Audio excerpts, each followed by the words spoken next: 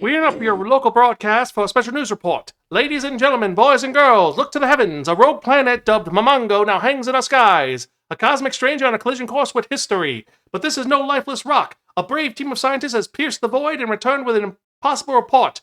A world of titanic reptiles, a prehistoric Eden, a lost piece of our own Earth hurtling back after 5 million years.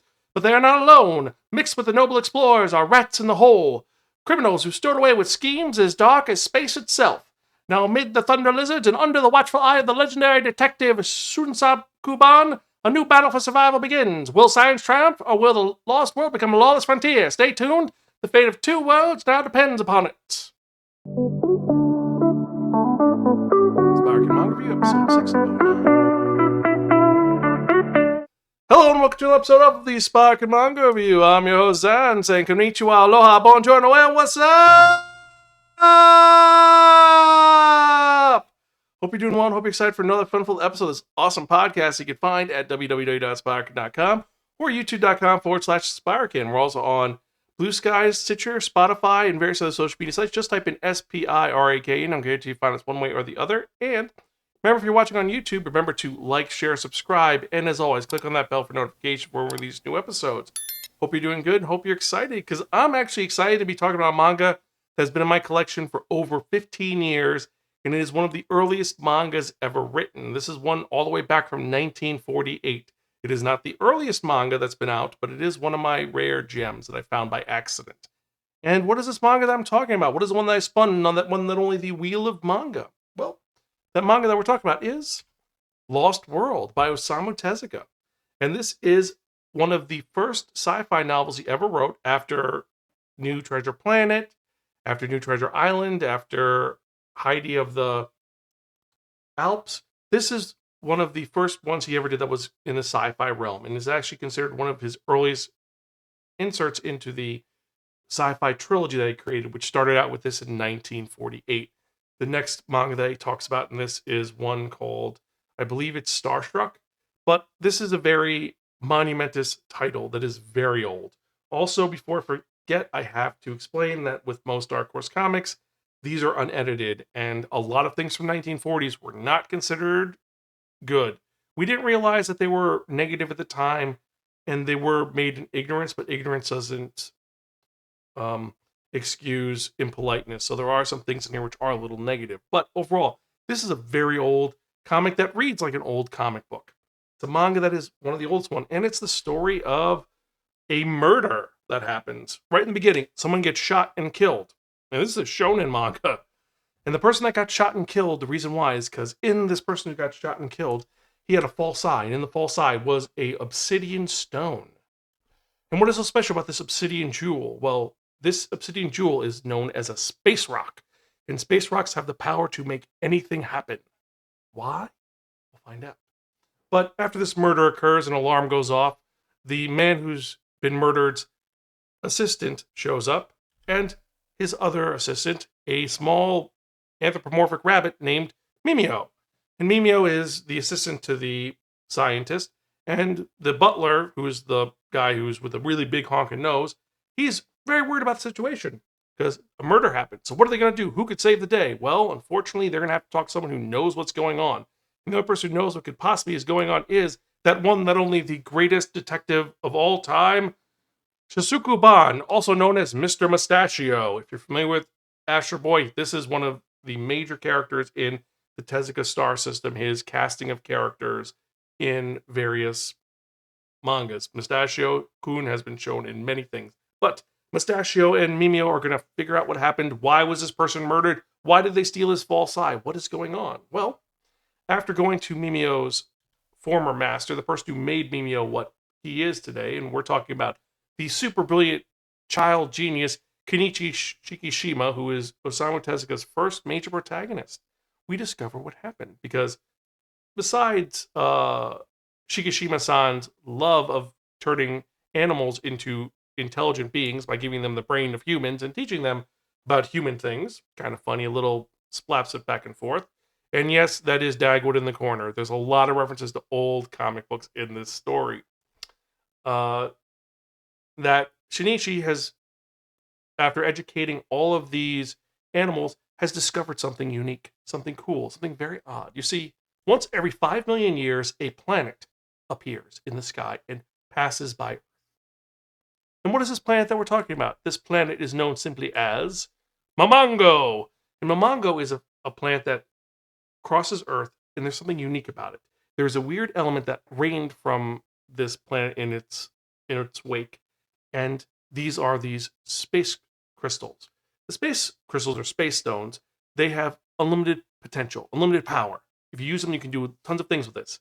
And also, a scientist known as Dr. Jupiter, uh, who looks an awful lot like a sailor man, no relation, has offered 10 million yen for anyone who could go to the planet and discover what is going on. The scientist who discovers this will become rich and famous. So, Shikishima-san is going to figure out what occurs, and how he's going to do this is he has collected 7 of these space stones that rain from Earth, and he's going to use them to control a ship. The only problem is that someone has emailed him, or not emailed him, they wrote a letter to him. The letter has stated that they're going to steal the stones from him, so he split up the stones. He has 5 of them, but he gave one to his friend, who is a scientist who's now dead, and the other one was given to a different friend.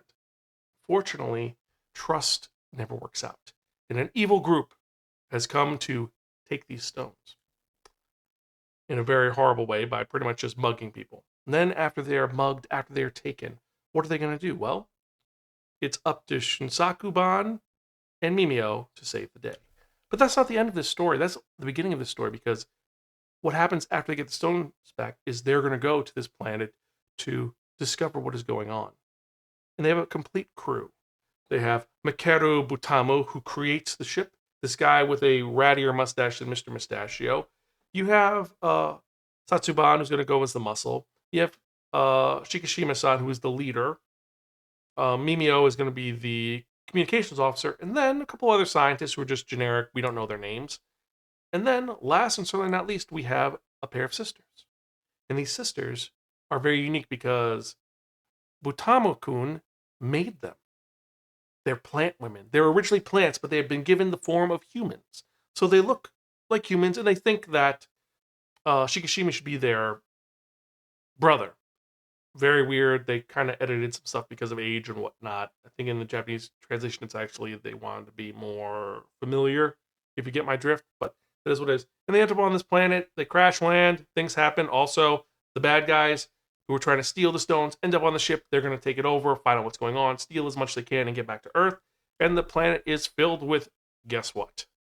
The most scary thing of all, dinosaurs! This is a world that was set from 5 million years ago where dinosaurs existed on Earth. And these creatures are still living on this planet, but there's no humans. What's going to happen? Who's going to save the day? Who will discover what's going on? Will they be able to save the day, get back home? Or will the bad guys win and take the stuff? What is going to happen in this manga? Well, you're going to have to wait and find out, because who's going to betray who? Who's going to change who? What's going to happen? That is this manga in a nutshell. It is a manga which is very much feels like very ADD story, but that's how comics used to be. They used to be point A to point B with just mile a minute gags, random things. You're like, wait, what happened here? And they're all very much like, it's literally animation. It looks like old school animation. And it's kind of whimsical in that fact.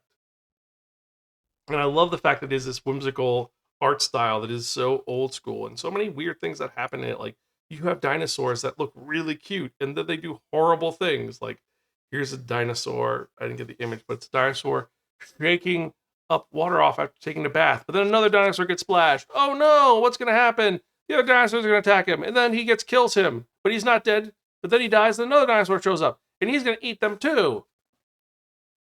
It is the circle of life in the most cute, bizarre way. This is like if Disney made the circle of life. It does not pull punches. And it is odd and strange. And I have to admit that Kenichi Shigema-san, he looks very much like Tintin. He has the little spit curl, he has that, and he's our main character. And he's one of the earliest characters that Osamu Tezuka made for the Star System. He was the first. And this is just a story which was a sci-fi story that ran back in 1948. Now, what else can I say about this? This is an antiquated manga. This is one that you get for your collection. It is old school. And if you like Osamu Tezuka, you'll have a little bit of fun with it. It does not age well. Not at all. It's very old, very kind of what the hell. The ending is tragic. I'm not going to lie. I've read many comics from back then, being a comic and manga nerd. This one is like, what the fuck? And I would recommend reading it. It's kind of crazy and kind of weird. Now let's get into some of the other ones. Are there any characters that we really can understand or establish with? Well, not really, because it's kind of rushed. Like I said, the butler, I didn't even know the butler's name. And there's 5 other characters that look like the butler, but it's not the butler. Then you have Shunsaku-san. Shunsaku-san I know because he's Mr. Mustachio from Astro Boy. But here he's just, I'm the world's greatest detective. That's all you need to know. Shikima-san, he's a boy genius who made up a place where he's teaching animals how to speak and act like humans. And he's a super genius. Okay. The bad guys, I don't even remember any of their names. They just were like generic bad guys wearing weird masks. And at one point, they have a secret headquarters, and they're like, hey, if you want to join, you have to show us your passport. Well, I forgot my passport. Well, your passport is your tattoo. We know who you are. You're a bad guy. Ha ha ha. Yeah, that's pretty much all the sub characters are like that. They're just very dialed to 11 and old school. The art is very antiquated. This is the original big eyes, small mouth style that was popular and what made manga what it is. This is so just WTF and just crazy. And the thing is, it's not mid. It's not terrible. It's actually really fun. It's just the story makes no sense. And because of that, it's one of these ones where it kind of goes all over the place, but it's not sustaining. Like, you see, this is the prototype for everything. This is not Astro Boy. This is not Blackjack. This is not Kimba the White Lion. This is not Hino no To. This is not Ode to Kirihito. This is one of his lower level things. This is him experimenting and playing around and starting to get his style. And for that reason, it is important, but it's not exceptional. And because of that reason, well, let's be honest. It's one where I'm like, it's good, it's really good, it's great, but it's not amazing. And because of that reason, it is a Give Human Crazy Aunt Muriel. It's okay, but in the end, it's forgettable. It's outshined by all of his other work. I mean, this is a historically significant manga. It deals with traveling to another planet and us and it being a part of Earth and having it being this whole Croatia's area. It was something like he took the idea of Jules Verne and did something different. And this is really high concept because it's really creative. And more importantly, this is his first work into sci-fi. So you gotta give it a lot of credit there. More importantly, this is his typical early artistic energy where he's throwing everything at the wall. And there's references to everything. Like I said, Dagwood is in this. Professor Jupiter is straight up a copy of Popeye. One of the creatures, the animals that's being made into a human, looks suspiciously like a certain mouse from a large company in Florida that was made in the 50s. Just a little bit. Or sorry, 30s. He's Mickey Mouse from the 30s. So Mickey Mouse. You have that. You have all these great little references, and it's kind of cool. But on the other hand, this is really uneven storytelling. The narrative is like, what the hell? I mean, on the one hand, you have a sequence of Shusaku-san fighting someone on a cliff, and it is 6 pages of this, and it's like an animation cell, which is cool, but you're like, you could have really saved up on this and just done 4 panels. It's very uneven. Also, like I said, the characters are definitely underdeveloped. Besides Shikima-san and Sansaku-san and Mimio, you really don't remember any of the characters. They're the 2 girls who are plant creatures, but they're very much like, you're going to be the secretaries and clean up after us. They have no real agency and nothing. They're just kind of there. They don't do anything. And all of the side characters, except for the villains, don't do anything. There is a reporter who shows up, Second Cow, he looks like Hand-Egg, who's another character from the Osamu Tezuka Star System, but he's not exactly, and it doesn't fit as well. So overall, it's okay, not great. It's weird pacing, it's dated. The tropes it has is this is the lost world, you know, how under the earth there's supposed to be a place where dinosaurs still exist. It's that premise. The rogue planet that you can go to, and then this is very cartoonish logic. For example, the big giant dynamite, the big giant balls, people getting shot and nothing happening because they get shot in the butt, other people getting shot and killed instantly. It's just very random, very weird. But it's not terrible. Just it's very odd. Now, if you've read this or you're interested in this, let me know. Email me at zanspiraken.com or tweet me at Spiraken. Let me know your thoughts. If this is something that would interest you, or if this is something which you're going to be like, yep, nope, I don't want to know any more about this, let me know and comment below. Now, at that moment, let's actually get to the manga release for the week. We've got a lot this week, so let's get to it. Starting off with You're All Mine Tonight. This one is a more unique story. Then we've got You Can't Bluff, The Sharp-Eyed Sister, Volume 2. Yoni Tsukiko's Happy Hell, Volume 4. The White Cat's Divine Scratching Post, Volume 1. Touched by Twilight, Volume 1. Too Many Losing Heroines, Light Novel 6. There's No Freaking Way I'll Be Your Lover Unless, Volume 7. That Time I Got Reincarnated as a Slime, Light Novel 28. Super Ball Girls, Volume 2. Snow and Ink, Volume 5. Silent Reading, Special Edition, Volume 1. Sheeply Horned Witch Rumi, Volume 3.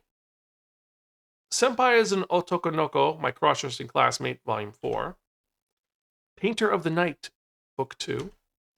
My Younger Knight Takes Care of Me in Another World, Volume 2. My Name is Shingo, Volume 6. My Girlfriend's Child, Volume 9. I believe this is the final volume. The Moon as a Rainy Night, Volume 8. Lullaby of the Dawn. This is Volume 6. Legends of Exorcism, Taibao Funyalu, Volume 4. The Lady and Her Butler, Volume 5. Kageki Shogo, Volume 15. The Ideal Sponger Life, Volume 20. This series is still going on, and they've gone even more crazy. They're still keeping the harem effect, but they're doing it very differently. Still a good series, though. His Majesty the Demon King's Housekeeper, Volume 11. Himigasaki Sakurako is a Hot Mess, Volume 3.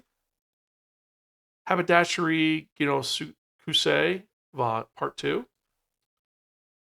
H.P. Lovecraft's The Shadow Out of Time, adapted by Go Tanabe. This one looks really cool. The Guy She Was Interested In Wasn't a Guy at All, Volume 3. God of Seduction in the Bedroom. The Dungeon of Black Company, Volume 13. Dragon Quest, Volume 2. A Condition Called Love, Volume 16. Bliss, Volume 6. Beat in Motion, Volumes 1, 2, and 3. All released by Star.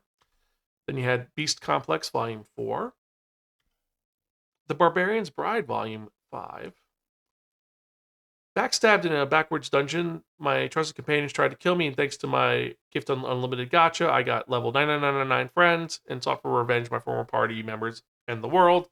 Volume 10. This series has become really popular, surprisingly, and it's not a bad series. It gets really weird, though. Anyway, Ashita no Joe, Fighting for Tomorrow, Volume 4. The Art of Witch Hat Atelier. Akira, Volume 5. And last, and certainly not least, we've got Adorned by an Elite Officer. Could This Be Love? So these are the manga releases for the week. Which one are you most excited about? I'm excited for a couple of these. There are some really weird ones as well, and some which I'm definitely buying. I'm definitely buying Ashita no Joe. I'm definitely buying Akira. But the ones that I was most interested to check out are going to be for this week. The Art of Witch Hat Atelier, which this art book looks really beautiful, and this is going to have some reference to the new anime that's coming out in April. You've got Beat in Motion, which is a music manga that looks pretty different than what we're used to, and I'm excited for that. H.P. Lovecraft's The Shadow Out of Time. All of these releases have been so unique. I'm definitely going to pick this up. Kageki Shoujo Volume 15. Apparently, there's going to be a major twist in this volume, so I have to check it out. And The Moon on a Rainy Night. A lot of people have been telling me to read, and this is one where the art looks exceptional, so I definitely going to check it out. Which are the ones you're most excited about? Let me know. Email me, zan@spiraken.com, or tweet me at Spiraken. And with that in mind, I'd like to thank each and every one of you who are checking out this podcast and checking out the videos. Every email I get, every comment I get, every new subscriber gives me more motivation to keep doing this. I love doing this. So definitely like, share, subscribe, send me emails, send me comments, more motivation to keep doing this, because I want to do some an old man who has to read manga with thick glasses and a magnifying glass. So thank you so much for everything. It just warms my heart. In other news, we officially are on book 3 of the Spiraken Book Club's 45 for 45, which is my mission to hit 45 books by my 45th birthday. And these are not mangas, these are actual novels and books as opposed to graphic novels. So this has been kind of interesting because that means I'm actually going to be reading double the amount. So I got my manga review and the book reviews. It's kind of fun. We just finished An Infinite Sadness that was released on Monday earlier this week. And my next book I'm reading is Fourth Wing by Rebecca Yarros. I'm reading the special edition that came out last year, the holiday edition, which has the red cover, which is not going to work with the actual cover I have for the pictures, but this is what I'm going to read. A lot of people have been talking about this. I'm finally going to jump down this path. Someone asked me, am I going to be doing Sarah J. Maas? Well, there's a lot of other M authors out there. If you want me to do Sarah J. Maas, give me a legitimate reason why I should read Sarah J. Maas. And I know a lot of people want me to do Akatar. Someone wanted me to do Throne of Glass. One person's like, Crescent City, just ignore it. Is it true? Should I ignore Crescent City? Let me know. Email me, zanspiraken.com, or tweet me at Spiraken. Let me know your thoughts. And with this in mind, let's actually get to the part that we've all been waiting for, the important part of this podcast, the most popular part of this podcast. And what are we talking about? We are talking about that one, that only, the Wheel of Manga!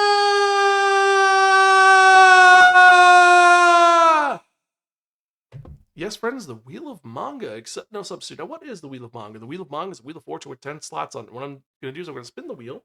Whatever number it lands on, that's the manga I'm going to review in the next episode of the Spiraken Manga Review, episode 610. Can you believe it? 610 episodes of this awesome podcast. And I'm excited to see what we have on here because we got some really good ones, some really old school ones, and one which I'm just shocked I'm putting on here. But let's spin and see what we're going to review in the next episode, shall we?